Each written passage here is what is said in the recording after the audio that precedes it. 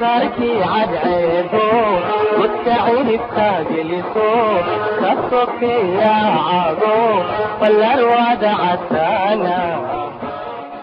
taariikhda qadiimiga ah oo ceelbuur leedahay iyo deegaan quruxsanaanteedu mar kasta ma ahan sababta ay kaga canbaxsan tahay inta kale, mana ahan xitaa geedka ceelbuur ku yaale doorashada keliya ee magaalada ka dhigtay in maqalkeeda la jeclaado. burjikada ceelbuur oo ah macaadiin dhagax ah oo laga qodo magaalada ayaan keliya sare u dhigin magaceeda, ha yeeshee sidoo kale waxay sanado badan wax soo saar la mahadiye u samaysay Soomaali meel walba oo ay dunida ka joogaan. waxaa intaas dheer in nusqarni ka badan ay shaqo abuur u tahay dhalinyaro jiilba jiil ay iska dhaxleen farsamadeeda.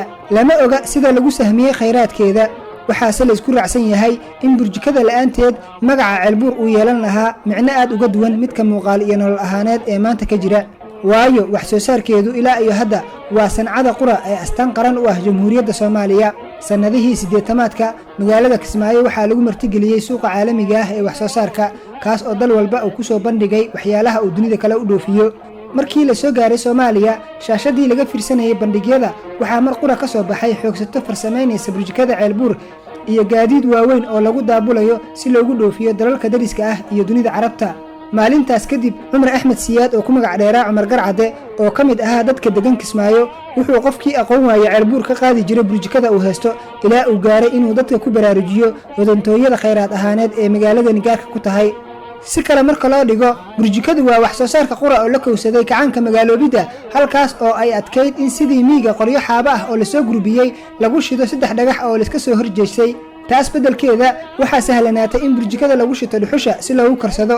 oraah ahaan burjikadu waa dhagax jilicsan oo sida dhagxaanta kale aan u adkayn, kaas oo inta si farshaxamaysan loo qoro laga sameeyo girgiro dhardhaarta oo kale lagu karsado cuntada, dabqaad lagu shito unsiga, fooxa iyo wixii la mid ah, feero la isku kubeeyo, koobab loo qoro sida biladaha, farshaxanka xayawaanada iyo wixii la halmaala.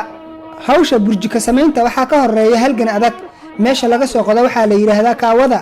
marka dhulka laga soo qodo dhagaxa oo aan lahayn muuqaal ama humaag la tilmaami karo, waxaa la mariyaa wax la yiraahdo qoriinka hore oo inta shakli loo yeelo ayaa lagu ridaa waaskada biyaha. markaas waxay ku jirtaa marxaladda dubaarka. in yar kadib marka dubaarku uu helo biyo ku filan oo lagu qori karo, ayaa la mariyaa qoriinka labaad oo ugu dambeyntii lagu soo saaro. adeegsiga biro gaar ah oo loogu talagalay in lagu qoro burjikada ayaa sancadeeda ka dhigaysa warshad xirfad iyo qalab gaar u baahan si looga mid noqdo. ka mid noqoshada laftigeedu ma ahan wax adag, qofku wuxuu u dhow yahay inuu si sahal ah ku barto haddii uu 3 bilood ugu yaraan u kuurgalo habka loo sameeyo. taas awgeed dhalinyaro badan oo magaalada ku nool ayaa ka dhigtay shaqada qura oo ay xirfad ahaan ugu nool yihiin. 60% dadka ka shaqeeya waa dhalinyaro u dhaxaysa da'da 18 jir ilaa 40 jir. haweenku aalaaba kuma jiraan wax soo saarkeeda, waxayse qayb weyn ka yihiin tirada ganacsatada dhoofisa kuwaas oo gobolada dalka u kala daabula.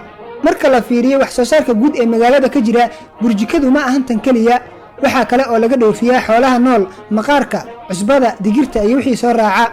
ha yeeshee burjikadu waa tan ugu mudan. shaqada iyo ganacsiga burjikada marnaba muusan ku dhicin wax hakad ah, xataa waqtiyadii adkaa ee magaaladu soo martay. adduun lacageed oo aan weli la xisaabin ayaa ka soo xirooday iibka burjikada tan iyo markii la bilaabay qoristeeda.